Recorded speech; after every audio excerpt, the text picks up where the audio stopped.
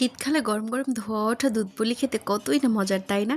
তো চলুন কিভাবে বানিয়েছি দেখে নিই। তো এই জন্য প্রথমে আমি গরম জলে চালের গুঁড়া দিয়ে একটি ডো তৈরি করে ঢেকে রেখে অন্য পাশে নারকেল দুধ বের করে নিব। এখানে নারকেল দুধ বের করার জন্য এখানে সামান্য গরুর দুধ মিশিয়ে ভালোভাবে চিপটে রস বের করে এক সাইডে রেখে দিলাম। এবার আমি একটি কড়াইতে গুড় ও নারকেলটা ভালোভাবে মিশিয়ে একটি পুর তৈরি করে নিব। তো তারপরে একটি রুটি বেলে সেখানে একটি পাটার সাহায্যে অনেকগুলো রুটি কেটে নিব ছোট ছোট করে। তো একটি ছোট রুটি নিয়ে তার ভিতরে কিছু পুর দিয়ে এভাবে করে বেনিস মতো শেপ দিয়ে নিব।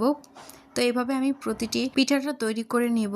তো একে একে আমার সব কয়টা পিঠা তৈরি হয়ে গেছে। এবার আগে থেকে তুলে রাখা নারিকেলের দুধের ভিতরে পরিমাণ মতো চিনি ও দুটো এলাচ ভালোভাবে মিশিয়ে এখানে একটি কড়াইতে কলাপাতার উপরে সবগুলো পিঠা এখানে সাজিয়ে দিলাম। এবার কিছুক্ষণের জন্য সিদ্ধ হওয়ার জন্য ঢেকে দিব। তো এভাবেই আমি এপিটুপিট করে ভেজে ভালোভাবে উঠিয়ে নিলাম। একটু হালকা শুকনো শুকনো হলে পিঠাটি নামিয়ে নিব। এই তো আমাদের পারফেক্ট দুধ পুলি রেডি। Thank you. শীতকালে এটি অবশ্যই ট্রাই করবেন।